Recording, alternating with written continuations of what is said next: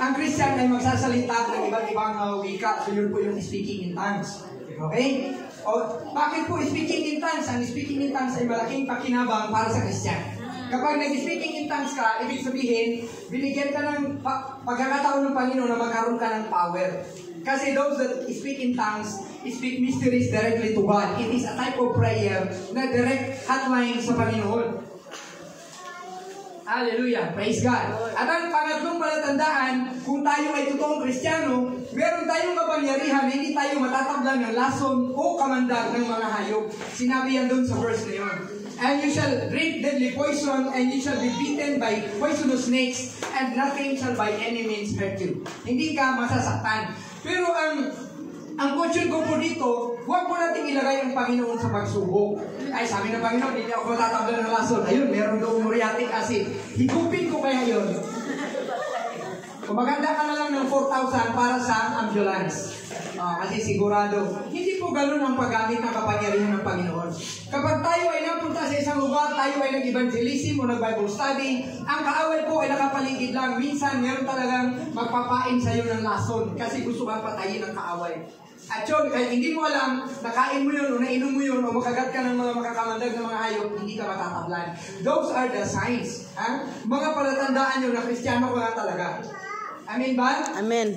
Hallelujah. At ang sunod ay makakapagpagaling tayo ng may sakit kapag ipinatong natin ang ating kamay sa kanila. So isa po yun sa palatandaan. Kaya kung tayo ay Christian, ugaliin po natin na kapag may sakit, ipatong natin ang ating kamay sa ating pamilya, sa ating sarili. So sinisipon sa pangalan ni Jesus, ikaw sipon, lumayas ka. Ikaw trangkaso, lumayas ka sa pangalan ni Jesus. Kasi yan po ang pangako ng Panginoon. Pwede naman tayo bigyan ng Panginoon ng pera, pambayad sa doktor. Pero ikaw ba, magpapabutas ka ba ng tiyan mo para gumaling? Samantalang ipapatong na yung kamay, gagalingan? O diba, gusto mo tapos hanapin, saan kaya yung bariyang lalaglag dito sa bituka na ito? Hindi ko naman makita. Saan kaya napunta? So, bukas nakabulat-lat na yung lahat ng mga laman loob mo. Kung ipatong lang yung kamay sa'yo para gumaling ka, baka i-evac mo lang yun. Natangay na yung bariyang yun, diba? Minsan mga ganun po.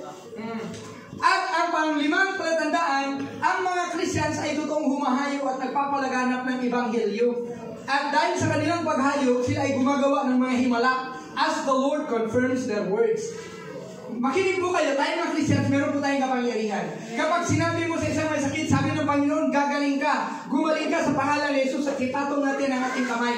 Bakit sila gagaling? Wala po tayong sariling kapangyarihan magpagaling. Pero ang sabi po ng verse na to, sa verse 20 ng Mark 16, and the Lord was, and they went out preaching everywhere. And then the Lord was with them, confirming the words with signs, wonders, and miracles. So kapag sinabi ng Christian, gumaling ka, gagaling po ang ating pinagsabihan. Ganun po ang power ng ating tongues. Amen. Kaya huwag tayong magsabi ng negative kasi pag negative mo natin sasabihin, para tayong mangkukulam. Ginagawa din ng mga Christians na hindi nila alam. Kaya yung mura ng mura o panglait ng panglait sa inyong mga sariling pamilya, kakainin nyo yan, sabi yan ng Proverbs 18:21 and 22. Kasi may power po ang ating dila. Sabihin niyo po, may kapangyarihan ang ating dila. May kapangyarihan ang ating dila. So gamitin natin sa tama. Amen.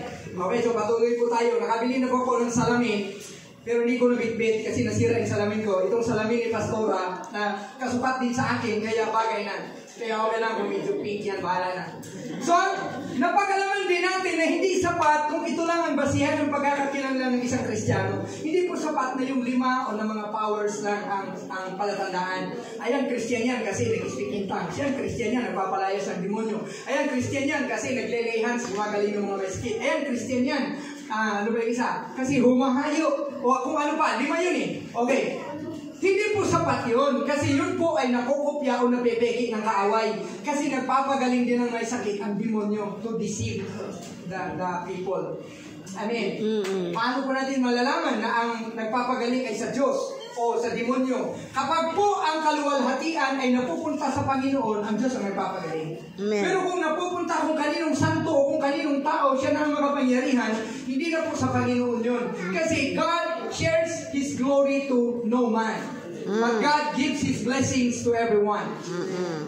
Kapag nagpagaling tapos sabihin na, ako na to, baka niloloko na tayo ng demonyo yan. Binibigyan na tayo ng kapangyarihan para yung mga tao ma-deceive. At ang mangyayari, sasambahin ng tao, yung tao nagpapagaling sa kanila. Which is ayaw ng Panginoon yun. Mababasa po natin yan sa Revelations 13:11 to 17. Amen?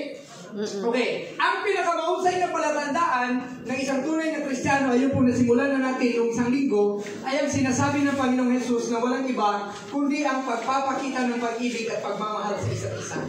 Kasi hindi po ito kayang kopyahin ng kaaway ng matagal. Kasi lalabas yung kanyang ugali. So talaga, sabi ng Bible, he is a liar for he is the father of lies.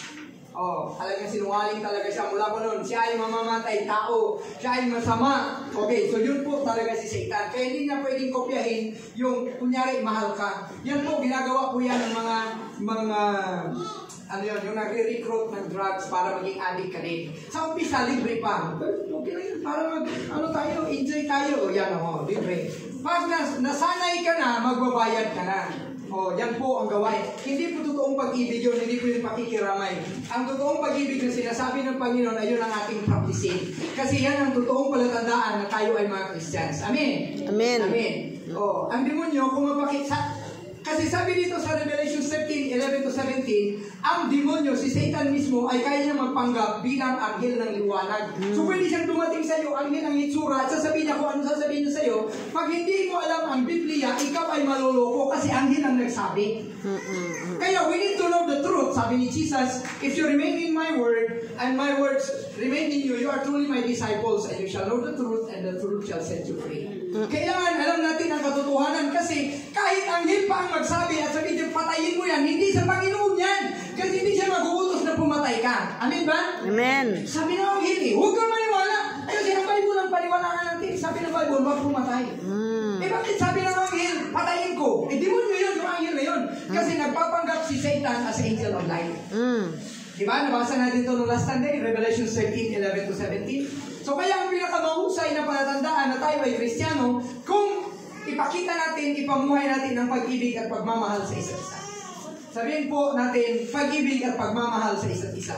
Pag-ibig at pagmamahal sa isa't isa. Hindi po yan kayang kopyahin ng demonyo. So, ang tanging paraan upang ipamuhay ang utos na to, na magmahalan tayo sa isa't isa, ay naka-outline po sa 1 Corinthians 13:4 to 8, which is the true illustration or demonstration of love in action. Ang totoo pong pagmamahal, kasi pag sinabing, love one another, love one another, ang gagawin natin, tagay na tagay, kasi I love you, brado, sa iyo na to. I love you, brado, sa iyo naman dito. Hindi po yun, na nagmamahalan, sa iyo, brado, anong tapon mo, Alaska, o ako, king, o queen, o ano. Hindi po pagsusugal, hindi pag-iinom, ang pagpapakita ng pagmamahalan, kasi librihin mo lang ang tao sa esperanza ng alak, hindi ka nagmamahal sa kanila. Kasi matapos silang uminom at malasing, palagay ko lang, may nagsuntukan, may nag-rape, may nagsaksakan. Diba? Pero kung nag-Bible study tayo, palagay ko walang magsusuntukan pagkatapos. Tapos pinaisnak pa natin ng gatas. Diba? Amen ba? Amen. So, ang utos ng Panginoon, paano tayo magmahal, ito po yung practical na application. Let's go directly to 1 Corinthians 13:4 hanggang sa 8. Sabi, charity or love or charity suffereth long. Ang pag-ibig po ay matiisin. Nagtitiis ng matagal. Ang pag-ibig ay mabait. Love is kind. Love is envious na. Ang pag-ibig ay hindi naiinggit. Yung bang nainggitin? Bakit siya na naman? Akin na yan. So, aagawin kung ano yung meron ng kapatid kasi naiingit siya. Walang kanya, kakanyahin na yung hindi sa kanya. So, hindi pag-ibig yun. So, huwag tayong mainggit. Amen. Kasi kung marunong kang umibig, ikaw mag-aantay, magkakaroon ka rin. Magtiwala ka lang sa ating Diyos Ama kasi siya ay mabait. Sabi, charity vaunteth not itself. Ang pag-ibig ay hindi nagyayabang. Vaunteth, pinapalaki niya kanyang sarili. At ang pag-ibig ay hindi puff out, hindi malaki ang ulo, hindi mapagmataas. Ang pag-ibig ay hindi bastos. Sabi, ang pag-ibig does not behave itself unseemly. So, hindi po bastos ang pag-ibig. Ang pag-ibig po ay, matino at maayos gumalaw. At ang pag-ibig ay hindi naghahanap ng para sa kanyang sarili lang, yung selfishness. Sabi, mahal ko to kasi maputi ang balat. Paano pag umitim na? Hindi na. Mahal ko to kasi ang ganda ng mata. Kung maduling na, dahil sinusuntok mo lagi, hindi mo na mahal kasi duling na. Mahal ko to kasi matangkad. Paano kung mapilay? 5'6" na ang height. Pag tumayo sa kabila, 5. Pag tumayo sa kabila, 6. 5'6". Hindi mo na mahal kasi 5'6" na yung height. So ang pagmamahal talaga, hindi sarili lang ang hinahanap, kundi mas willing tuloy siya magpasakit para sa iba. Ang pag-ibig ay hindi daling mapikon, hindi daling magalit, is not easily provoked. Hindi siya madaling magalit, mahaba ang pasensya. Kung lagi na tayong galit, galitin talaga tayo, pikon tayo, mag-practice tayo, na matuto tayong umibig. Amen. Amen, diba? Amen. Kasi minsan, ganito, magpe-pray. Lord, gusto ko magkaasawa na ako, meron ng asawa. Lord, gusto ko magkaanak ako, tapos marami ng anak ko. Ay, ang istorbo kayo, magsinayas kayo! Ay, gulo-gulo sa bahay. Hiningi mo yan eh. Kung meron ka ng 10 anak, di ba gulo na talaga, alagaan mo. Meron kang dapat hanger. Hanger kay number 1, hanger kay number 2, aparador kay number 3. Ilagay mo sa kabinet si number 5. So, walang gulo. Lahat nakahangir, nakakabinit. Di ba? So, dapat ang pag-ibig talaga ay hindi madaling magalit. Amen? At hindi mag-iisip ng masama. At ang pag-ibig ay hindi dapat natutuwa sa kasamaan. Pag may masamang nangyari o natutuwa lang talaga siya dapat sa katotohanan. Ay mabuti na, yung aking mother-in-law, ayun very good. Nadulas sa hindi ganun dapat. Hindi tayo matutuwa sa ikapapahamak ng iba. At ang pag-ibig ay beareth all things. Ang pag-ibig po ay pinakasan lahat, kakayanin lahat. Amen. Although, pag nag-usap kami ni Pastora, hindi naman dapat sabang panahon, totoo din naman talaga. Kasi limited lang yung ating pag-ibig, pero ang pag-ibig ng Panginoon, panghabang panahon. Kaya lang yung ating buhay sa lupa, hindi panghabang panahon. Ang pasensya ng Diyos ay napakahaba, ngunit ang ating lifetime, hindi panghabang panahon. Kaya, hindi pa naubos yung pasensya ng Diyos, pero yung ating buhay kapos na. Kaya kailangan talaga tayong magbago. Amen. So, the love of God na gusto niya ating i-practice ay beareth all things. Titiisin lahat. Yan. Hiningi mo yan. O yan, may asawa ka na. Tiisin mo. Ayan, may anak ka na, 10 na. Tiisin mo. Hiningi mo yan. Hindi dati wala kang anak. Single ka eh. Kaya gusto ko mag-asawa kasi ang hirap pag walang asawa. Ngayon, Lord, gusto ko walang asawa. Ang hirap pag may asawa. Ewan. Diba? Sino po nakaka-experience ng gano'n? Nangyayari yan. Naririnig ko yan. Meron po kaming testimony, sabi ng isang worker. Mag-worker siya, hindi ko nabigay yung pangalan.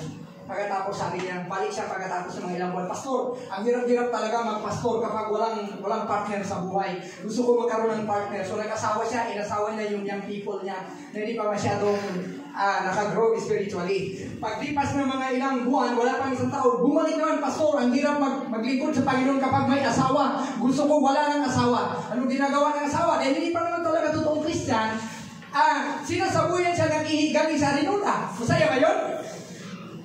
Hallelujah. Tapos magsasamba na sila yung kanyang pantalon nakababas pa sa planggana. Alam ka naman si Pastor, pag ahon niya papunta sa pulpito, tumutulo pa. Ano ba ito? Nag-autismo ka. Yun ang asawa niyang hinihingi. So hindi po yun sa mahirap maglingkod kung walang asawa o maghirap maglingkod kung may asawa. Hindi po yun sa mahirap maglingkod kung walang anak o maghirap maglingkod pag may anak. Ang totoo niyang tiisin natin. Amen ba? Amen. So, 3 po anak namin, nasubukan po namin lahat yan. Na minsan sabay-sabay silang iiyak 3. Okay lang. Kaya lang, hindi naman sila pare-pareho kalaki. Kaya yung iba, pwedeng dilatan ng mata. Hindi dilatan ng mata eh. O yung iba, hindi pa kayang dilatan, kargahin mo talaga. Amen. So, tapos, mahalin mo talaga. So, love beareth all things. Love believeth all things. Kahit parang hindi tama yung nangyayari sa buhay ng minamahal mo ngayon, pasaway siya, sakit ang ulo, pinahihirapan ka, love, believe all things. Maniniwala ka ba din na may magandang nangyayari sa kanya? Love, hopeth all things. Ang pag-ibig ay umaasa sa lahat ng bagay. So, pag mahal mo yung isang tao, aasa ka na may maganda pang mangyayari sa kanyang buhay. Kahit hindi mo nakikita ngayon, patuloy ka ba din umaasa? Kasi pag hindi ka na umaasa, hindi ka na nagtitiis para sa kanya, hindi ka na naniniwala sa kanya, wala nang pag-asa yun.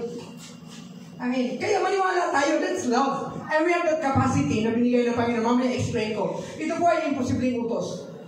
Ayaw ko paunahan yung aking outline, pero ito ay imposibleng utos na mahalin mo ang iyong kapwa. Mahirap nga mahalin yung pamilya eh. Mahirap nga mahalin yung asawa na dati ang cute-cute pa, dati ang macho-macho pa. Ngayon, pangit na. Anong ginawa natin? Ipabelo natin. Kasi nagkaedad na nga, di ba? Amen ba? Amen. Hallelujah. Unfair naman yun. Nung dati gusto mo kasi ang ganda. Tapos nung hindi na maganda, itatapo na. Wag po. Amen. Kung tayo ang gawa ng ganyan ng Panginoon.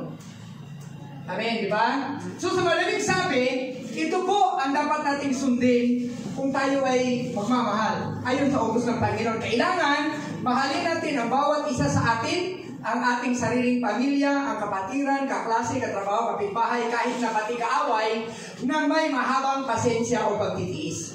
Kailangan yung pagmamahal natin may kabaitan, hindi bastos, na walang halong inggit, na walang pagmamataas o pagmamayabang. Mahirap kong gawin yan, pero kaya ko yan. Kasi iniutos ko yan ng Panginoon. Kakayanin yan. Mahirap gawin, pero kaya. Amen ba? Amen. Okay, pangungunahan ko na yung aking outline. Lahat po ng mga utos ng Panginoon ay mahirap. Katulad po nung sinabi ng Panginoon, Noe, gumawa ka ng arka kasi magkakaroon ng dilubyo. Napakahirap po yung gawin, pero nakaya. Sa tulong ng Panginoon, di po ba? Kung sinabi ng Panginoon kay Moses, hatiin mo yung dagat upang makatawid ang mga tao, mahirap gawin, pero nagawa. Ang ginawa lang ni Noe ay, sino ba naghati ng dagat? Ni Moses. Itinaas lang yung kamay na may tungkod at nahati yung dagat. May nakita ba kayo na mayroong tao na naghahati ng dagat araw-araw? Wala. Hindi po yung madali, mahirap po yung gawin. Ngunit nung sumunod si Moses, yung mahirap nagawa. At nagutos din ang Panginoon na, lipulin ninyo, gibain ninyo ang syudad ng Jericho, ikutan nyo lang ng 7 araw, mag-procession lang kayo. Mag-parade lang kayo na may praise and worship. Saan kayo nakakita na ang gera, ang ginamit nila ay music team lang. At nag-praise and worship palibot sa syudad. Pagkatapos ng 7 araw, bumagsak yung kanilang mga walls at nilusog nila ang mga kalaban at silang lahat ay natalo. So hindi ko sabihin, lahat ng utos ng Panginoon ay mahihirap. Ngunit pag sinunod mo, magagawa mo. Amen. Sinabi ng Panginoon sa babaeng balo, pakainin mo yung propeta na papadala ko dyan sa'yo. So yung babaeng balo, nagluto siya ng kanyang last meal. Huling pagkain na po na kanyang lulutuin. Niluto niya, tapos sabi pa ng propeta, saan ka pupunta? Mangangahoy po. Kasi na hindi naman mahirap gawin ng panahon na yun. Kasi halos lahat tuyot na. Magkukuha ng panggatong at magluluto ng aming pagkain. Sabi ni propeta Elijah, sige, magluto ka. At pag naluto na, unahin mo ako. Ganun ka demanding yung mga prophets of God, di ba? So, nung nagluto siya, inuna niya yung kanyang bisita na propeta. Paano na yung sa akin? O dahil nga nag-obey siya sa Panginoon, ang nangyari, pagkatapos kumain ng propeta, tinignan niya yung lagayan ng kanyang harina at langis. Meron pa, nakapagluto pa siya ulit. At ang nangyari, yung kanyang lagayan ng langis na lagi niyang itinataktak, yung lagayan ng harina na lagi niyang itinataktak at langis, ay hindi nawala ng laman sa loob ng 3 kalahating taon. That's the miracle if we obey God. Ang mahirap ay kayang gawin. Amen. Kasi alam natin, kapag yung kumuha tayo ng bigas, kasi dati ang lagayan ng bigas ay yung lata ng Rebisco. Lata, yan sa probinsya, maganda yan. Pag may darating galing Manila, tapos uuwi doon, may dalang lata ng biskwit. Yung lata ng biskwit, yung lagayan ng bigas. Kasi yung sako, kukuputin ng daga. Pagkatapos mong magtakal ng isa, 2, paglagay mo ng lata doon, yung lata ng Liberty na lata. Doon din sa lata ng biscuit. Kalayang. Ano ibig sabihin nun? Wala na lang yung lata. Ibig sabihin, saan na tayo nang kakainin mamaya? Sino naka-experience ng ganyan? Amen. O, diba? Ganyan tayo, diba? Lata ng biscuit. Ganun ng lata ng gatas. Pagkatapos, clang. Wala na laman. Dahil sumunod sa Panginoon, nagawa nila. Kaya yung utos na magmahal, inuutosan tayo mahalin kahit pakaaway, kaya natin yan pag sinunod natin ang utos ng Panginoon. Ibig sabihin, pag nag-umpisa tayo gumawa niyan, mag-umpisa ang Panginoon maghimala sa atin.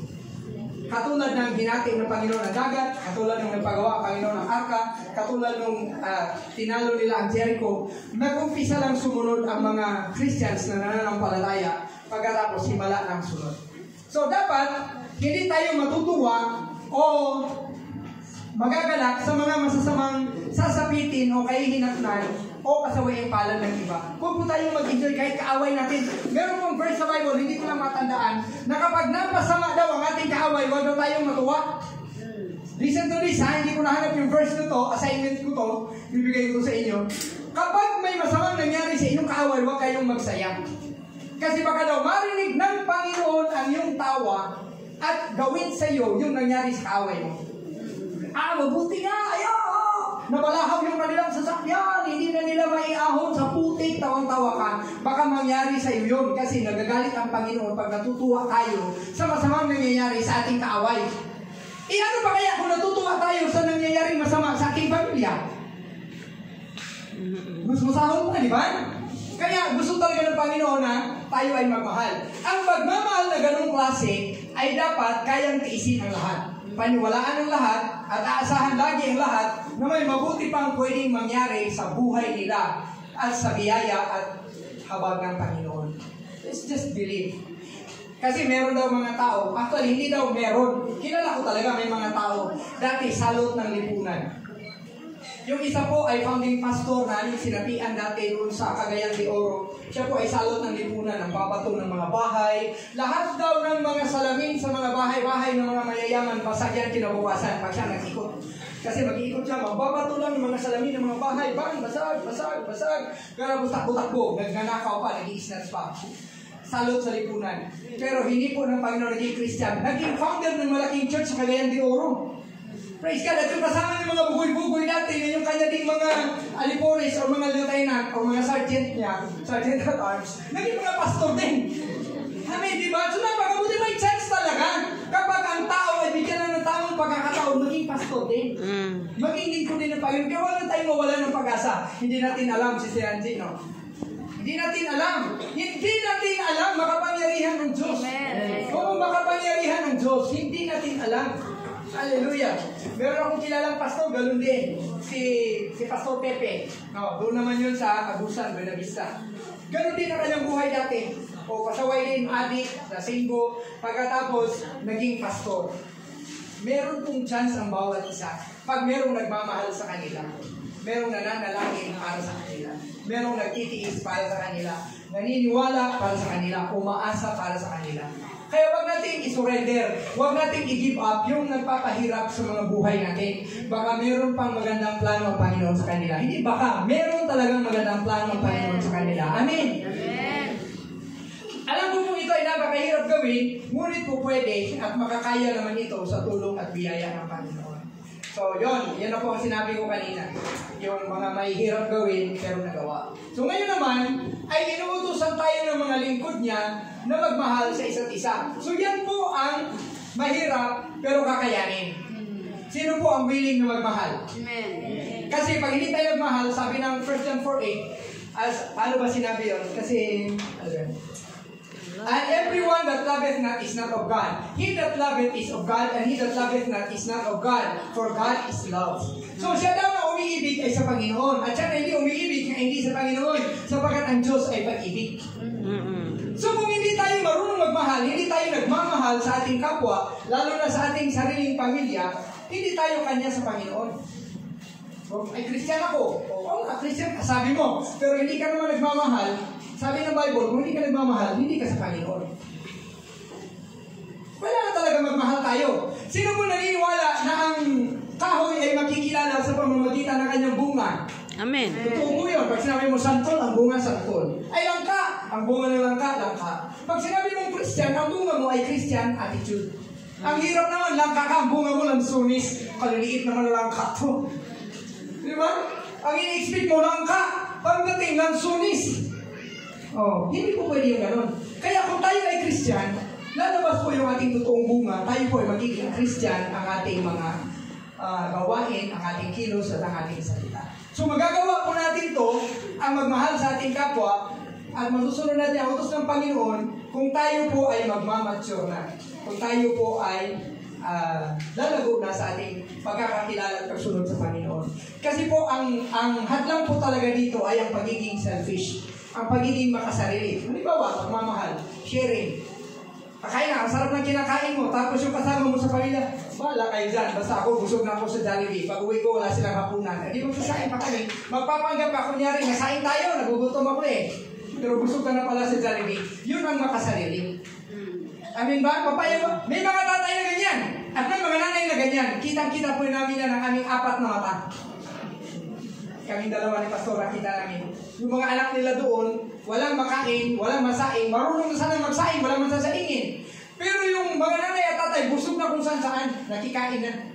Pag uwi nila doon yung kanyang mga anak, anong edad ng mga anak? 7, 5, 4, 3, 2, 1, 0. Para lang yung dilipad na racket. Oh, sunod. May mga ganun magulang. Amin ba? Sasabihin ba natin, mahal natin yung ating mga anak? Kasi kung mahal natin mga anak, mauuna ang anak.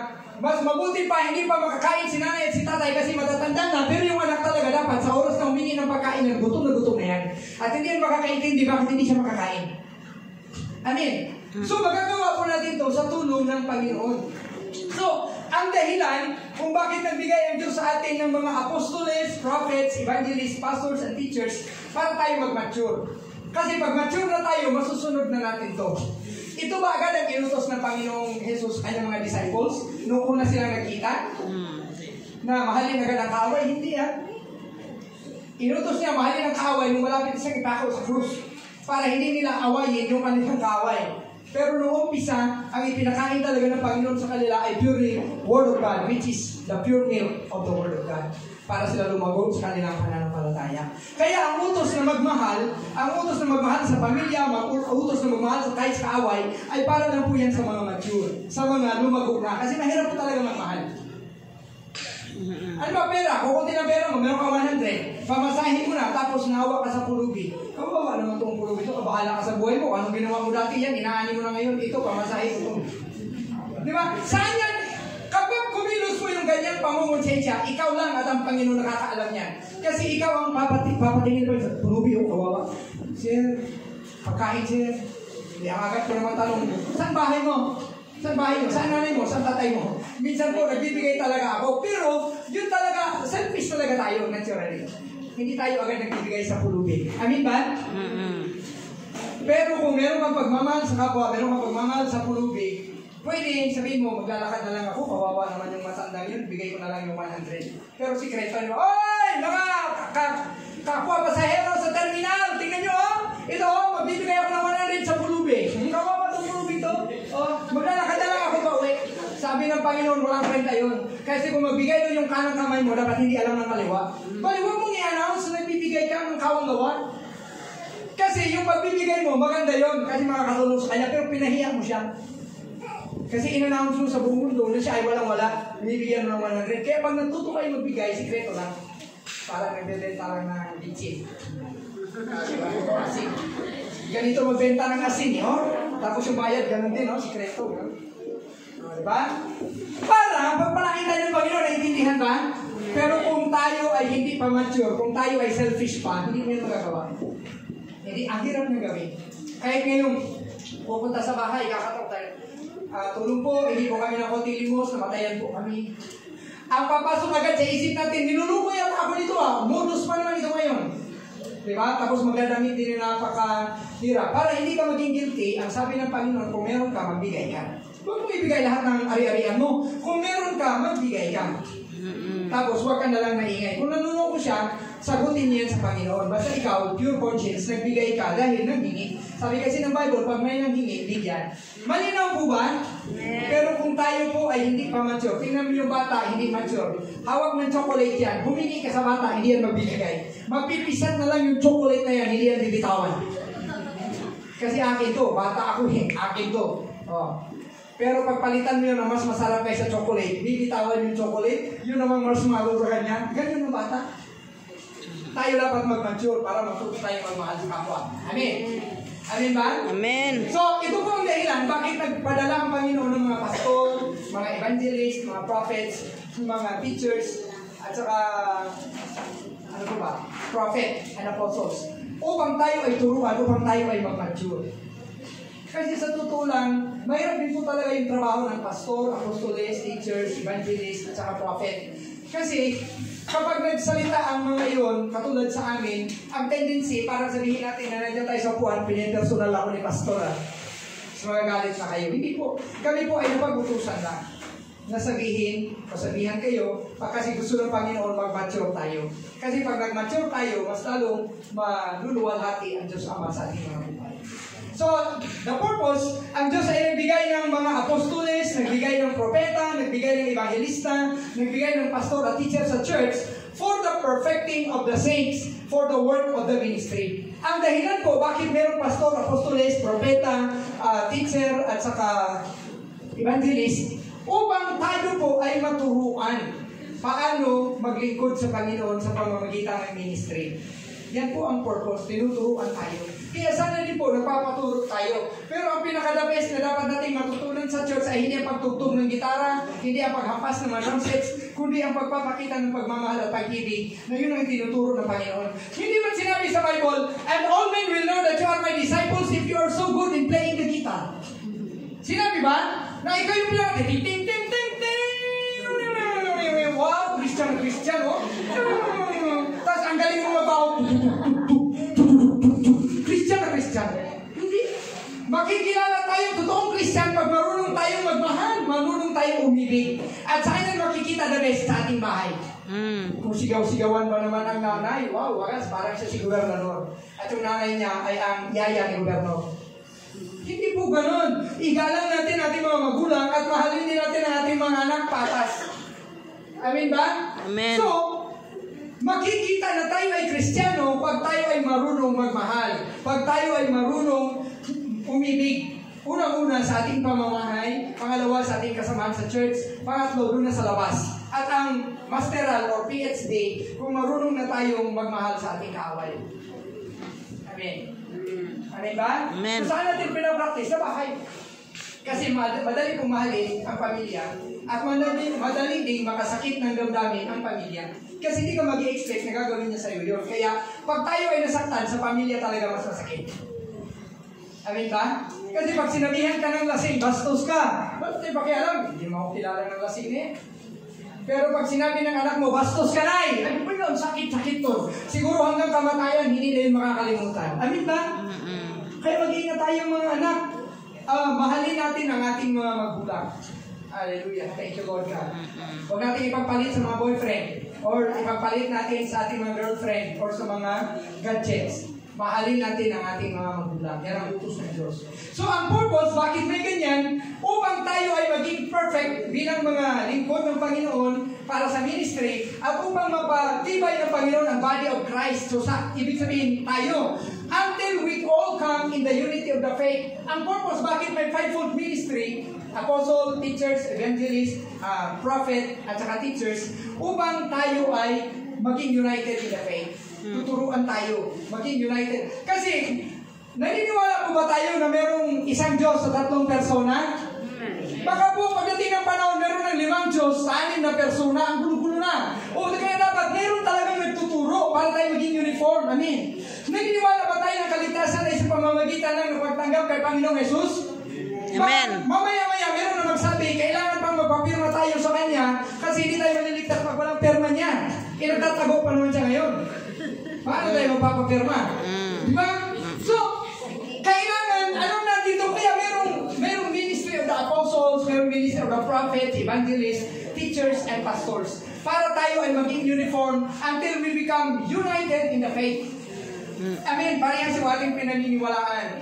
And, puno tayo ng kaalaman patungkol sa anak ng Diyos, unto a perfect man. At ito po ang pinaka-end goal na gusto ng Panginoon na mangyari sa atin. So that we will become like Jesus unto the measure of the stature of the fullness of Christ.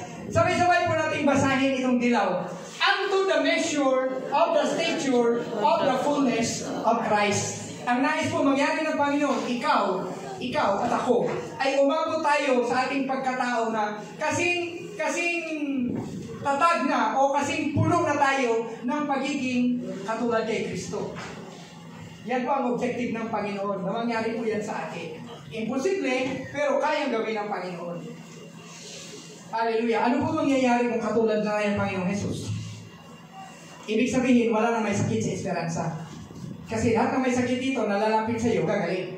Wala nang may sakit sa ligas. Kasi lahat ng may sakit sa ligas na nakakaalam, lalapit kay Ma'am Charlie, kay Brad Jerry, o kay Grace, ay gagaling. Lahat ng may sakit dito na lalapit kay Sister Cinda at kay Brad Eli, gagaling. Kung katulad na tayo ng Panginoong Jesus, kung hindi pa, hindi pa rin mangyayari. Kaya ang purpose, kaya may pastor, may evangelist, may teachers, and prophets, upang tayo ay turuan upang maging katulad ni Kristo. Yan po ang ibig sabihin niya. Hindi po yung ang yabang naman ng mga born again, magiging katulad daw sila ni Kristo. Hindi ako nagsabi niya. Ang Bible lang nagsabi niya. Kaya pag pinaniwalaan natin ito, mangyayari ito. Totoo ba ito? Ang Bible ba nagsabi? Amen. O, ang Bible lang nagsabi. sinabi, nagpadala siya ng mga pastors, mga evangelists, mga prophets, mga teachers, upang tayo ay ma-perfect bilang mga mananampalataya para sa gawain ng ministry, para mapatibay ang katawan ni Kristo hanggang sa tayong lahat ay maging united in the faith at upang tayo mapuno ng kaalaman ng tungkol sa anak ng Diyos, upang tayo ay maging perfect man. Sabihin niyo po, perfect man. Perfect man. Darating pa lang panahon sa pananaw ng Panginoon na tayo ay magiging perfect man. Kung hindi man tayo naniniwala ngayon dyan, pero ang Panginoon na nagsabi, God wants us to become perfect man. Tapos, unto the measure of the stature of the fullness of Christ, hanggang abutin natin yung sukdulan ng pagkatao ng Panginoong Jesucristo. So, pwede tayo lumakad sa tubig pag nangyari ang panahon ito. Amen. Amen. Pwede tayong magpatigil ng bagyo pag nangyari ang katotohanan nito sa buhay natin. In fact, ngayon, sa ating collective ng mga prayers, minsan may mga bagyo na hindi na natutuloy dahil sinasaway natin. Amin ba? Mga ulan, pinapatigil na natin. Pero hindi tayo katulad na parang tayo yung may switch na i-announce din natin. Hindi po. Para sa ating personal consumption and for the edifying of our faith. Hindi para ipagyaman. Amen. Amen. Hallelujah. Ang end goal po, ang pinakadulo na gustong abutin ng Panginoon, kaya mayroong discipleship. Kasi po, kung mayroong apostles, prophets, teachers, evangelists, and pastors, ang purpose po niyan ay i-disciple ang church. I-disciple tayo ang purpose upang tayo ay maging katulad ng Panginoong Jesucristo sa paglilingkod sa Diyos. Amen. Amen. Yan po ang purpose. Sinasanay tayo ng Panginoon, tayo dinadala doon sa place kung saan magmamature tayo, magiging katulad tayo ng Panginoon. Hindi pa man yan nangyayari ngayon, o malayo pa yan ngayon, pero given the right time, the right care, the right atmosphere, at tayo po ay aabot dyan kung loobin ng Panginoon. Amen? So marami po tayong dapat gawin at matutunan upang marating natin ang katayuan yun. Hindi po yun automatic na mangyayari. At upang kayanin natin magmahal at umibig sa isa't isa, katulad ng pag-ibig ng Panginoon sa atin. Naiintindihan po ba? Amen. Okay. Gusto niyo po bang abutin natin yun sa buhay natin na maging katulad tayo ng Panginoong Jesus? Amen. Kayo ba gusto niyo abutin natin yun? Ako gusto ko yun. Hindi para maging mayabang, kundi para mas lalo ko pang mapaglingkuran ng Panginoon. Amen. Amen, di ba? So, ito na. Sabi po, paano tayo makakarating doon? So, ito na po. Sino po ang gustong mag-mature na maging katulad ng Panginoong Jesucristo? Taas po ang kamay. Amen. Gusto nyo na maging katulad ako ng Panginoong Jesus? Taas po ang kamay. Huwag kayong mag-alinlangan. O yung iba, ayaw nyo. O sige, walang problema. Hindi naman ito sa pilitan. Totoo po. So ngayon, ang sabi ng Galatians 4:19, my little children of whom I travail in birth again, until Christ be formed in you. Yung mga anak ni San Pablo sa pananampalataya sa Galatians, ay parang ibinubuntis niya. Yung pong travel ay parang, nagle-labor. Parang dyan nagle-labor sa kanyang sarili hanggang yung mga Christian sa Galatians ay maging katulad na ni Kristo. Until Christ be formed in you. At ito mga kapatid, tingnan nyo to ha. Meron ba kayong narinig na mga nanay magsasabi, hoy, saan mo napulot yan? Saan mo natutunan yan? Bakit ka nagmumura, ha? Tapos sasampalin ng nanay yung bibig ng bata na hindi naman masyadong malakas. Kasi kung malakas, magkaiwahiwala yung mga pyesa, di ba? Magkasatanggal yung mga screw. So sabi, hoy, saan ka natuto magmura? Saan ka natuto? Sa labas. Sa labas, di ba? Ang ibig sabihin, katagalang association, katagalang pakikisalamuha ng bata sa mga nagmumura, marunong na siya magmura. Sa kasamaang kalan. Amen. Pero ang gusto mangyari ng Panginoon, sabi ni Pablo, until Christ be formed in you. So katagalan nating pagbabasa ng salita ng Diyos, katagalan nating pagsamba, katagalan nating pag-attend ng prayer meeting, mapuporma si Jesus Christ sa ating sarili. Magiging katulad na tayo ng Panginoon sa salita, sa isip, at sa gawa. Pero kung ang laging kasama natin ay yung mga nagbibidyoki dyan at mga nagsusubal at yung mga lasinggo at mga subarol, mangyayari po, ganun din yung ating magiging buhay. Tama po ba ako? Hindi. In fact nga, nung nandito si Tiking, lahat tayo halos nag-i-English na, di ba? Kasi si Tiking, English speaking eh. O nung na parito si Daddy Tom, tayo lahat parang nahahawa tayo, mag-English speaking na din tayo. Eh kung tayo ay makasalamuha ng palamura, malamang, nagmumura na din tayo sa mga trabahoan, sa eskwelahan, sa mga tambayan natin, pag yun na lagi natin naririnig. So kung gusto natin matulad kay Kristo, kailangan talaga natin na mag-aral ng kanyang salita. Nais ng Panginoon na makita at maipamuhay natin si Panginoong Jesucristo sa ating mga sariling buhay at katawan. Na iba makikita na kapag naglakad ka, nagsalita ka, may ginawa ka, para kang ang Panginoong Jesus. Hallelujah. Nandun pa ba kayo? Amen. Hallelujah. Kung saan, o pag nangyari ito, makikita ng mga tao sa ating paligid ang katangian, kaugalian, kapangyarihan, kabaitan at kabutihan ng Panginoon sa pamamagitan ng ating kabanalan, pananalita at mga gawa. Sana. Gusto ko ba mangyari ito sa atin? Pag tayo nagsalita, parang si Jesus. Pag tayo ay gumalaw, parang si Jesus. Pag kahit matulog, parang si Jesus. Amen ba? Gusto ba natin yun? Kung sa tingin pa lang sa atin, para na tayo mga demonyo. Kasi yung ating mga tato, parang mga sungay dyan. Tapos yung ating mata, dahil adik na tayo, pulang-pula na dyan. Grabe naman, ganyan ba itsura ni Jesus? Tapos pag nagsalita, lahat ng tao, puta. Amin ba? Naintindihan ko ba natin to? Naintindihan nyo ba ang ibig kong sabihin? So, ang ibig sabihin, gusto ng Panginoon na pakialaman yung ating buhay, ma-influensyahan niya, para yung ugali ni Kristo ang makikita sa ating buhay. Hindi yung ugali ng kasamaan.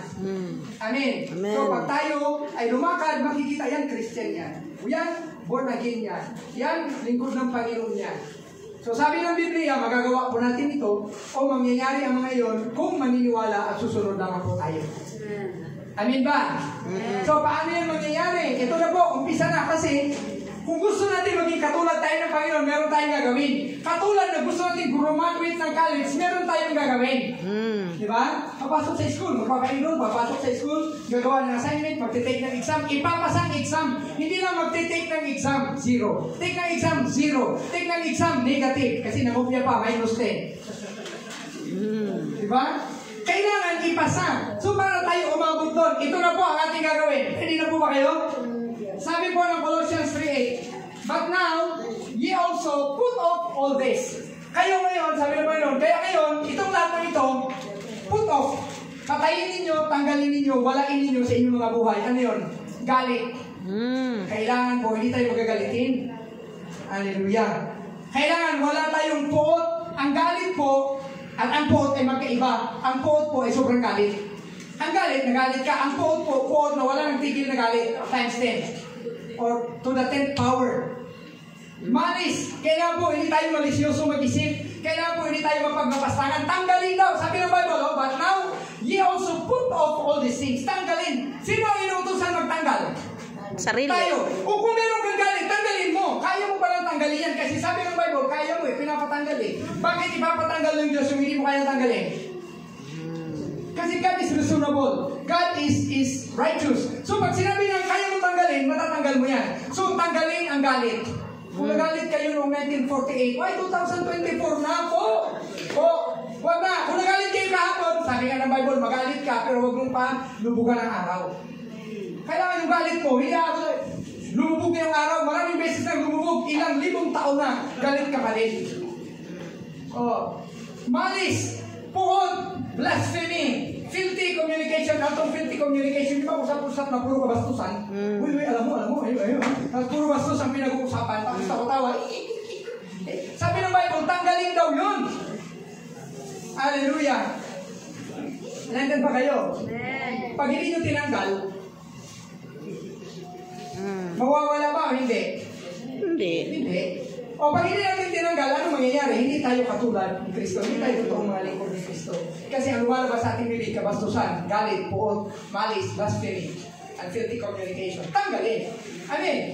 Kasi hindi po ginawa at iniutos ng Panginoong Hesus ang alinman sa mga yun. Kaya tanggalin natin. Hindi yan bagay pang langit. Ito po yung lagi kong sinasabi. Kapag po tayo ay naging Christian at nagsasamba, para po tayo pumasok ng Pidos, yung pre-departure orientation seminar. Kayo lahat napapunta ng Japan, ganito, kailangan marunong kayo mag-Nihongo, kailangan ganito, ganyan. Kasi pag hindi ka sumunod sa batas ng Japan, hindi ka makakapasok ng Japan. Yan ang purpose ng Pidos. Amen ba? Hindi? Amen. Yung mga nagtatrabaho mo, FW, alam ko ni Sister Angie. Pag tayo pupunta ng langit, ganoon din parang Pidos. Bawal ang kabatan, bawal ang magalitin, bawal ang puno ng puot, bawal ang nagbablaspheme, bawal ang bastos sa langit. O kung gusto mo pumunta ng langit, titigil ka, di ba? Ipapapatuloy mo yung kabastusan. Pero ayaw na langit.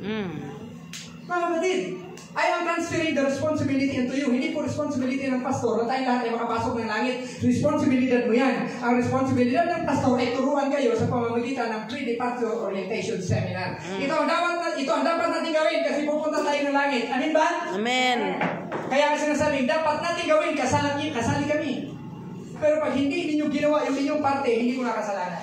Pag hindi ko na ginawa yung parte ko, wala kayong kasalanan. Ako din ang sisisihin. Amin ba? At ito mga kasunod, kasi gusto natin pumunta ng langit, Colossians 3:8 and now Colossians 3:9. Huwag na kayong magsinungaling sa isa't isa. Gaan, yung sweldo mo, magkano? Ayan, yan na lahat. Yan na ba lahat? Oo, yan na lahat. Pero totoo, hindi natin yung kalahati, kinupit niya na. Huwag kayong magsinungaling sa isa't isa. Sino ba ang pinagsisinungalingan mo? Kita ng Panginoon yun. Sabi nga ni Pastora lagi, malaki ang mata ng Panginoon, dilat na dilat. At malaki ang CCTV ng Panginoon, pati yung heartbeat mo nababasa, pati yung temperature ng katawan mo nababasa. Hindi lang audio video ang CCTV ng Panginoon, pati pa heartbeat. Hallelujah. Amen ba? Amin ba? Amen. Dahil nakikita ninyo na inyo nang hinubad ay inyong lumang pagkatao at ang kanyang mga gawa. Ang lumang pagkatao pala ay nahuhubad. Kaya ngayong question ko noong unang linggo, bakit sasabihin sila ay Christians pero yung kanilang mga ginagawa ay mali? Dahil hindi nila hinubad yung kanilang masasamang ugali. Hindi nila hinubad yung kanilang mga lumang pagkatao. Kailangan palang hubarin. Sabihin niyo po, hubarin. Hubarin. Praise God. At ang sunod sa 3:10 ay mag-put on the new man. Hinubad mo yung luma na pagkatao at isusuot mo yung bagong pagkatao. Kaya nga, Christian attitude na. Hubarin yung luma, tapos palitan ng bago in knowledge after the image of Him that created Him. Sino ba nag-create sa atin? Ang Panginoon Jesus. Okay, ikaw, may dadaluhan kang kasal. Gusto mo maglinis, mag-aayos ka na. Pero tinatamad ka, maghubad ng lumang damit. So ginawa mo, nagpakain ka ng baboy, naglinis ka ng kusina, nagwalis ka lahat, ang dumi-dumi mo na. Pero tinatamad ka magtanggal ng lumang gamit. Ipatong mo lang yung pangkasal, magatin ka ng kasal. Di pagdating mo doon, amoy sibuyas ka pa din, amoy bawang, amoy bulok. Ito ang katabi ko. Tapos nandiyan pati yung luma. Kita niyo po ba, hindi ko sabihin, naintindihan mo ba? Natindihan ni Rian? Rizan. Very good. Di ba? Naintindihan niyo po ba? So yung Christian, bago na sana tayo, pero hindi natin hinubad yung lumang pagkatao. Nag-worship sa Panginoon, pero nagsisinungaling pa din. Nag-worship sa Panginoon, nagmumura pa din. O di, pangit. Kaya sabi ng Bible, hubarin. Sabi niyo po, hubarin. Hubarin. Sino mo maghuhubad? Ikaw, ako. Tayo. Individual, di ba? Alam mo naman, hubaran ko kayo. Ang pangit naman ang church natin kung ganito ikaw talaga kung ayaw mong maniwala, itong alam na kalimaan! Ang kalimaan!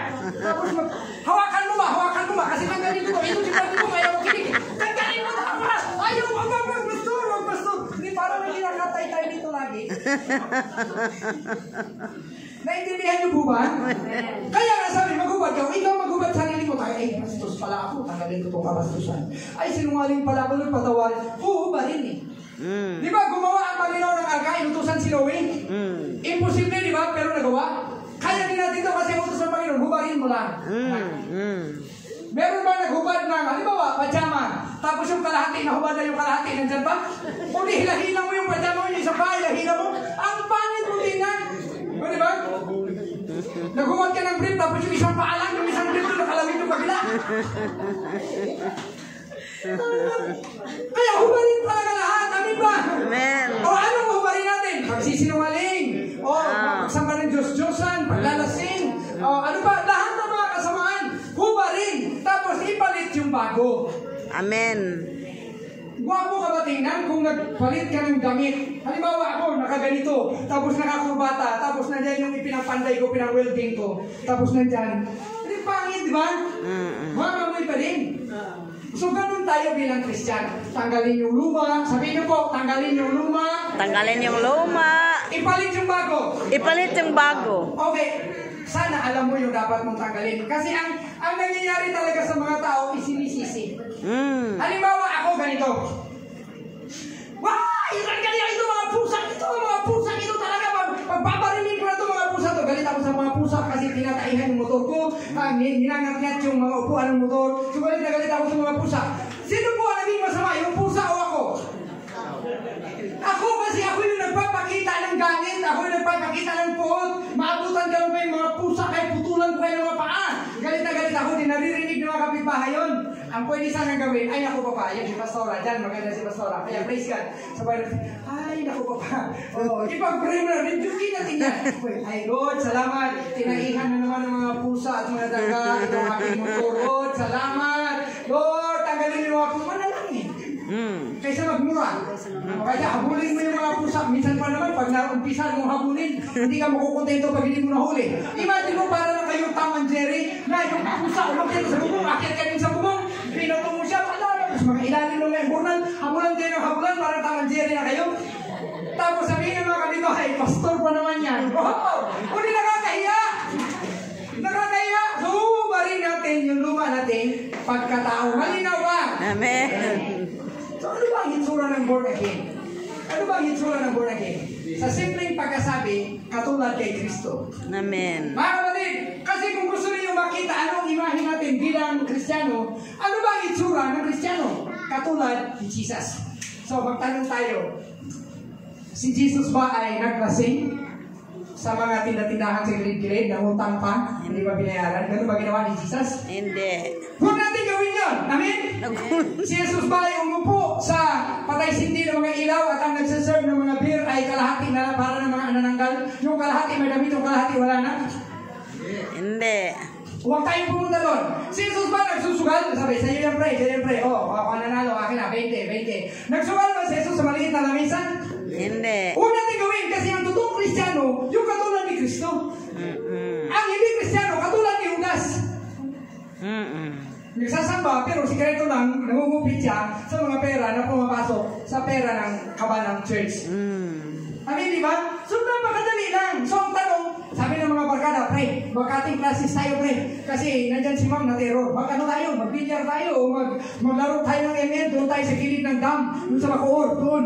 Kasi ang dami nakaupo doon pag ting klase, naka-uniform. Puro patay mo, pre, patay mo. Doon. Ganun ba gagawin dapat natin kung tayo ay Christian? Huba rin. Kasi pag hindi tayo tumigil at kinopya natin to, hindi tayo gaganti. Amen ba? May naiintindihan mo ba kayo? Amen. Katulad mo ng pagpapalit ng gamit, ayan, nasabi ko na, nag-iba ang ating anyo kapag nagpalit tayo ng gamit. Sana, matagal-tagal na tayo dito, 11 years na tayo eh. Grabe naman, ang tagal na natin, bro. 11 years na tayo. Hindi ka pa rin nagbabago. Parang ang Panginoon, Jesus is the same yesterday, today, and forever. Dapat hindi tayo ganon. Kailangan magbago tayo, amen. Kailangan natin natanggalin ang masasamang ugali at palitan ng katangian at kaugalian ng Panginoon Jesucristo. Amen. Assignment po natin yan until lifetime. Amen. Pati ako, assignment ko din yan sa sarili ko. Kung ba rin ang masama, lumaugali, palitan ng katangian ng Panginoong Jesus na isusuot po natin araw-araw. Kaya pag, halimbawa, tayo ay parang masuntok-suntok na, gusto natin sumuntok, hindi man nanuntok si Jesus, tigil. Talagang mamura-mura na, mumurahin mo na talaga, galit na galit ka na, hindi man nagmumura si Jesus, tigil. In that way, we become like Jesus. Amen. Kasi sarili natin, binigyan tayo ng sariling pagpipili, tayo ang maghuhuwat, tayo din ang magsusuot. Wala pong limit kung gaano tayo lalago sa ating pagiging Kristiyano ayon sa nasusulat sa Biblia. Kasi ang sabi ng Panginoon, sabi ng Bible, magiging katulad tayo sa Panginoon. Can you imagine? For ye are all children of God by faith in Christ Jesus. Sumunod po kayo sa akin. For ye are all children of God by faith in Christ Jesus. Ulitin natin. For ye are all children of God by faith in Christ Jesus. Anak tayo ng Diyos sa pamamagitan ni Panginoong Jesucristo. For as many of you as have been baptized unto Christ, have put on Christ. So tayo pala na nabautismuhan na sa pamamagitan ng Panginoong Jesucristo, isinuot na natin si Kristo doon sa pagbautismo natin. Kaya lang hindi pa masyadong lumalabas yung katangian ni Kristo sa atin kasi nandun tayo luma. Hindi pa natin tinatanggal. So, speaking of potential mga kapatid, tingnan po natin ang kalikasan. Kalikasan. Ang potential ng binhi at kung paano ito mapaparami o mare-reproduce. When we talk about kalikasan, nature, okay. Ang itlog o sisiw ng isang agila, nakakita na ba kayo ng agila? Kahit sa libro, sa mga gadgets, kita na kayo ng agila? Amen. Ang sisiw o itlog ng agila, Hallelujah. Kahit gaano man ito kahina o kaliit ngayon, may potential po yan na maging isang full-grown eagle. Sabi pa mga Tagalog. Sabi mga Bisaya, eagle. Ewan ko saan nagkakamali sa hindi ko yung eagle na nagdagdag dyan. Bakit naging eagle at eagle? Ang itlog ng agila o ang kanyang sisiw na napakaliit pa, may potential po yan maging katulad ng full-grown eagle. Amin ba? Ano mo naman maging kalabaw yan katagalan? Bakit? Yung agila ba, yung itlog ng agila o yung sisiw magiging baka katagalan? Hindi. Hindi. Kasi kung agila ka talaga. So the same with us as Christians. Given enough time and good environment and nourishment, mararating po ng bawat sisiw o ng bawat isa sa atin ang full maturity. Magiging katulad po tayo ng Panginoong Jesus. Amen. Hallelujah. Amen. Amen po. Mawawala yung kabastusan na yan, yung pagka magagalitin, yung pagka mainit ang ulo, mawawala yan lahat given the right time, given the right environment, the right teachings, and the right care. Aabutin po natin yan. At kung tutulungan din natin ang ating sarili. Kasi pag sinabing hubad, hubad. Pag sinabing isuot, isuot. Amin ba? Hubadin yung mga lumang mga kaugalian. 20 years ng Christian, nagsisinungaling pa din. 20 years ng Christian, sugarong pa rin. Paano ka lalago niyan? Niluluko mo ang sarili mo according to James 1:22. But be you doers of the word and not hearers only, deceiving your own selves. Amen ba, mga kapatid? Amen. Praise God. So kung willing tayo maging katulad ni Kristo, meron tayong pwedeng hubarin na pinapahubad ng Panginoon at meron tayong pwedeng isuot na pinapasuot ng Panginoon. Pag hindi tayo nag-obey, makikita yan sa ating bibig, makikita yan sa ating lakad, makikita yan sa ating buhay. Sinong niloloko natin? Sarili. So, ganun din po tayo bilang mga anak ng Diyos. Kasi tayo ay mga anak ng Diyos. Sabihin po, anak ng Diyos. Anak ng Diyos. So, kung tayo anak ng Diyos, mana sa Diyos, at magiging katulad tayo ng Diyos pagdating ng panahon, katulad ng Diyos na naging tao, katulad ng Jesus. We will not become like God the Father. We will become like Jesus. Kasi siya yung ipinakita sa atin para maging huwaran natin. Amen ba? Amen. Hallelujah. Praise God. May natututunan po ba kayo? Meron. Okay. Kaya nga, sabi ng Ephesians 4:13, naulit na to, till we all come in the unity of the faith and of the knowledge of the Son of God, unto a perfect man, unto the measure of the stature of the fullness of Christ. Ang bawat isang Christian ay pwedeng maging katulad ng Panginoong Jesus. Ito po, challenge ko sa inyo. Kung gaano kayo ka-sincero, kung gaano kayo ka-seryoso na sumunod sa Panginoon, pwede pa ma-overtikan ninyo kami. Pwede mangyari yun. Kasi kung mabagal din kami sumunod sa Panginoon, naintindihan ko ba natin? Na pwede kayo nakabuhay na kayo ng 15 patay, kami hindi pa nakabuhay kayo isa.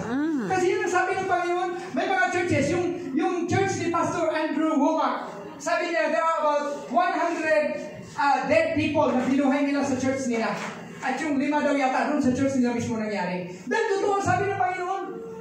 Hey, totoo ang sabi ng Panginoon, meron kang kapangyarihan, magiging tulad ka sa Kanya, magiging tulad tayo kay Panginoong Jesus. Katulad na ang sisiw at ang itlog ng agila ay magiging agila. Given the right time, right environment, the right care, the right, basta lahat ng mga circumstances tama. Kasi naman, kung sagasaan mo ng piso yung itlog, wala nang agila mangyayari dyan. Amin ba? Yung tayo, ganun tayo. Hallelujah. Sabi ng Ephesians 4:14, that we henceforth be no more children. So gusto talaga ng Panginoon, hindi tayo mananatiling bata, upang tayo ay hindi na manatiling mga bata. Sabi ng 4:14, tossed to and fro, na lagi tayong itinatangay doon, papunta doon at papunta dito, ng mga wind of doctrine. By the sleight of men, pangluloko ng mga tao, ng mga doktrina, and with the cunning craftiness, whereby they lie in wait to deceive. Kasi darating ang panahon, hindi na tayo kayang lukuhin ng mga mandaraya at mga manluloko ng mga doktrina as we mature in the Lord Jesus Christ. Pero paano tayo magmamature kung once a month ka lang magbasa ng Bible? Tapos once a year ka lang din magsamba kung anniversary pa. Amin ba? Amin ba? Tulungan natin ang ating sarili. If we want to become like who Jesus is, we need to read the Word of God. We need to attend sa lahat ng mga gawain. Ito na, ang pinaka-final. Buksan po ninyo inyong mga mata. Basahin niyo po ito. Basahin niyo kasama ko. Sabi dito, John 14:12. Verily, verily, I say unto you, he that believeth on me, the works that I do shall he do also. Tigil. Sabi ng Bible, katotohanan, sinasabi ko sa inyo, sino man ang naniniwala sa akin, ang mga gawa na aking ginagawa ay gagawin niya rin. Sino naniniwala sa Panginoon dito? Amen. Taas ang kamay. Okay, naniniwala tayo. So kung tayo ay naniniwala, ito na. Kumbaga, itlog pa tayo ngayon, o sisiw pa tayo ngayon ng agila, hindi pa tayo full-grown agila, pero darating ang panahon, magagawa natin ang kayang gawin ng Panginoon kasi sinabi niya. Ang Bible kasi nagsabi, pag sinabi ng Bible, gumawa ka ng arka, magkakagawa ka ng arka. Pag sinabi ng Panginoon, hatiin mo ang dagat, mahati ang dagat. Pag sinabi ng Panginoon, gibahin mo ang Jericho, ikot-ikutan nyo lang ng 7 araw, magigibayan kasi sinabi ng Diyos. Pag sinabi ng Diyos na darating ang panahon, magagawa natin ang katulad na ginawa ni Kristo, mangyayari yun. Amen. Kaya tanggapin natin, pag narinig natin yun, huwag kayo matakot, tanggapin natin. Amen. Kasi minsan pag iniisip ko ito, natatakot ako, paano kung hindi mabuhay yung patay pag sinabi kong bumangon ka? Problema ko na yun, hindi yung problema ng Panginoon. Kailangan sigurado tayo na inutusan ang buhayin ng patay. Kasi hindi lahat ng namatay ay dapat buhayin. Pero mayroong mga namatay na kailangan buhayin for a testimony of the Lord. Amen. Mga kapatid, papasok na tayo in the end times. Nandito na tayo sa end times. Mga kapatid, may power na itinatransfer ng Panginoon sa iyo na kaya mong gawin, pwede mong gawin. Kasi yan ang sabi ng Bible, kung naniniwala ka dyan, maaabot mo to. Pero kung hindi ka naniniwala dyan, mapag-iiwanan ka ng iba, ng marami. Kasi sabi ng Bible, the first shall be the last, and the last shall be the first. Mapag-iiwanan ka, kaya kailangan sumunod ka sa kilos ng banal na Espiritu. Darating ang panahon na ang naniniwala sa akin, ang mga gawa na aking ginagawa ay gagawin na rin. Ano bang ginawa ni Jesus? Nagpakain ng maraming tao gamit ang 5 tinapay at 2 isda. Nagpagaling ang lahat ng may sakit. Magagawa mo din yun. Amen. Imagine mo, ikaw nagpagaling ng may sakit. Yung magbabayad sana ng 100,000, 500,000 para gumaling ang cancer. Inilay hands mo gumaling. Mangyayari yun, sabi ng Bible. Kasi lahat na, darating kasi ang panahon, sinabi ni Jesus, verily, verily, I said to you, na siya na naniniwala sa akin, ang mga gawa na aking ginawa, gagawin mo rin. So gagawin din natin. Amen. Amen. Makakaya natin mag-fasting ng 40 days and 40 nights. Mag-umpisa tayo sa 1 day. Yung iba ayaw nga mag-fasting ng 1 day. Ay, tanghal, alas 12 na. Alauna, alas 3 na. Parang full volume na yung tiyan. Hindi na talaga makapakinig at sumisigaw na tiyan. Sabi na tiyan, kanin! Kanin! Pero sinabi ng Bible, kaya natin mag-fasting ng 40 days and 40 nights. Naniniwala ba kayo? Amen. Sino ang nakapag-fasting na dito ng 3 days? Amen.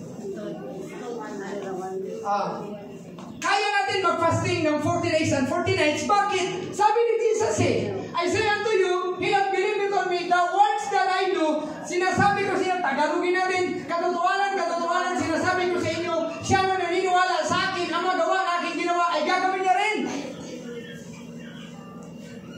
Hindi lang natin sinubukan. Kaya yung paglihan, subukan talaga yan. Susubukan mo lang talaga yan. Kasi ang sabi ng Bible, pag ipinatong natin ang kamay natin na may sakit, gagaling sila. Hindi mo pinatong. Sabi mo, wish ko lang. Nag-wish ka lang na gumaling, pero hindi mo ipinatong kasi paano pag ipinatong ko at hindi gumaling, nakakaya o maiiya ako. Ay, ang reputasyon na yan, pang-impyerno yan. Kasi pride yan. Pag hindi siya gumaling, hindi pa tayo, okay lang. Mabuti na lang, nilay hands natin, namatay siya, nalay hands siya bago namatay. Kaysa hindi mo nalay hands. Kasi ang sabi ko, lahat ba lang pinag-pray natin, Pastor, gumaling? Hindi. Pero mabuti na lang, kasi kahit hindi gumaling, at least na ipag-pray. Tumagal sa Panginoon. Kung wala ka talagang ipinagpatungan ng kamay, hindi talaga ito mangyayari kailanman. Magpakailanman. Di ba? Or wish ko lang. Kailangan talaga, ang salita ng Diyos ay hindi wish ko lang, kailangan gawin natin. At ano ba ang dugtong? Anong dugtong? Gagawin natin yung ginawa ng Panginoon, ano? Tapos na ba yung verse? Ay, tapos na ba yung verse? Hindi pa. Katotohanan, sinasabi ko sa inyo, siya naniniwala sa akin, ang magawa na aking ginawa ay gagawin niya rin. Diara. Sinikolon, and greater works than this. At higit pa sa akin ang ginawa ang inyong gagawin. Ibig sabihin, iaalaw, pahihintulutan, papayagan ng Diyos na mangyari na pwede tayong gumawa ng higit pa sa ginawa ng Panginoon if given the right time, the right environment, and the right situation. Amen. Amen. Amen. Hindi tayo ganyan ka-kulelat, hindi tayo ganyan ka-kawawa bilang mga Christian. The reason I'm preaching this, hindi ko naman ito sinadya, itong binigay ng Panginoon, so I am just allowing the Lord to speak through me para alam ninyo nyo na kung Christian ka, pwede kang gumawa ng himala. Di ba, balik tayo sa umpisa. And these are the signs that will follow those who believe. That in my name, they shall Cast out demons. make friends with the demons. And that in my name, they shall lay hands on the sick and they shall die. Yun ba sinabi? And they shall speak with old tongues. Puro pagmumura pa rin ang sinasabi, hindi speaking in tongues. So, yung mga palatandaan na yun, mangyayari sa ating lahat yun, given the right time and given the right care. Why? Because ang ating kayang abutin bilang mga anak ng Diyos ay katulad ng Panginoong Jesus. Katulad na ang itlog at ang sisiw ng agila ay kaya maging mature na agila. Hindi yung itlog siya ng agila, naging sisiw ng agila, katagalan niyang nabuhay sa mundo, naging maya. Nandiyan ba si Maya? Hi, Maya. Praise God. Praise God! Amin, naintindihan? Naintindihan mo ba natin? Amen. Oh, I am excited. Oh, hindi ko po talent talaga mag-preach ng ganito, pero I praise God.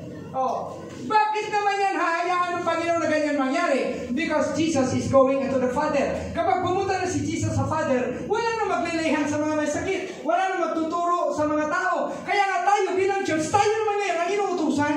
Tayo na maglilihan, tayo magpapalayas ng demonyo, tayo mag-speaking in tongues, tayo gagawa ng himala, tayo nga hayo. Christians, tayo yun. Sabihin mo sa katabi mo, tayo yun. Tayo yun. At baliktarin mo sa inyo, ikaw yun. Ikaw yun. Ulitin mo, tayo yun. Tayo yun. Eh kapag hindi nag-preach ang Christian, sino magpipreach?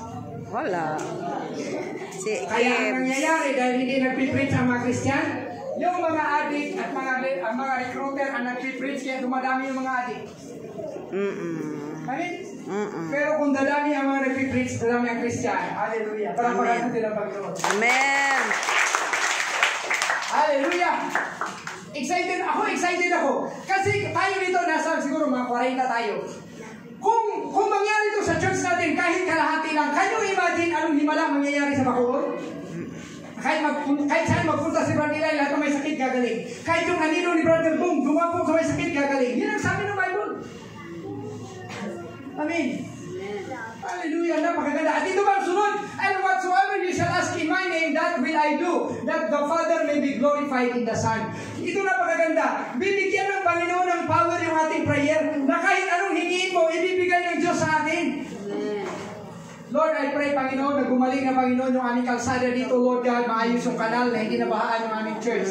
Dati nanalangin kami, Panginoon, pinapray namin na maging simentado yung kalsada dyan, Panginoon. Tinugon ng Panginoon. Kayo imagine, lahat ng prayer natin tutugunin kung anong kabutihan ang mangyayari? Lord, yung aking anak na sakit ng ulo, Panginoon, Ginoo, Bisaya, Ginoo, gawin mo siya matino na, Panginoon, at maglingkod kasama namin. Tapos wag kang magtaka, pag sinabi, Lord, maging katulad siya namin. Kung inahabol mo siya ng gunting, kuhabulin ka niya ng palakol. Amen ba? Amen. So, kung meron tayong ganitong kapangyarihan, napakagandang mangyayari mga kapatid sa community natin, sa family natin. Panginoon, yung silang bahay namin, Panginoon, ayusin mo, Panginoon. Gusto ko maging maayos yung bahay namin. Maayos yan, bakit? Sabi ng John 14:13. And whatsoever you shall ask in my name, that will I do, that the Father may be glorified in the Son. Ang condition, kailangan maging tao tayong bago. Tanggalin natin yung luma. Tanggalin natin yung luma. Amin ba? Hallelujah. Malapit na po ako matapos. Siguro mga 3 oras na lang. And if you shall ask anything in my name, I will do it. Praise God. Mga kapatid, nakita nyo ba ang kapangyarihan ng salitang ito? Anumang bagay ang iyong hingin ay ibibigay sa iyo ng aking amang nasa langit. Amen. Praise God. Ano ba mga kailangan natin sa buhay? Bakit nagtatrabaho? Para magkapera. Humingi ka ng pera, sabi ng Bible. Pero meron may condition dyan. Ang sabi ng Panginoon, para dumalo yung pagpapala sa iyo, ibigay mo yung susi sa Kanya, buksan mo yung langit. O kung hindi ka magbibigay ng tithes, hindi mo bubuksan ang langit. Kasi nagkakabit-kabit po lahat yan, nagkagutong-gutong. Hindi naman pwede hingi ka lang ng hingi, tapos hindi ka sumusunod sa kanyang utos na magbigay. Kasi wala nang susunod. Nangingi ka, Lord, bigyan mo ako ng 1 million. Binigyan ka ng 1 million, hindi ka nag-tithes, wala nang susunod. At ang kasunod niyan ay yung devourers. Hallelujah. Praise God. So maaaring sa ngayon, hindi pa natin ito nakikita o nararating, but given enough time, proper care, nourishment, faith, teachings, and admonitions, magiging katulad po tayo ng Panginoong Jesus ayon sa kanyang mga salita. Okay? Upang matuto tayo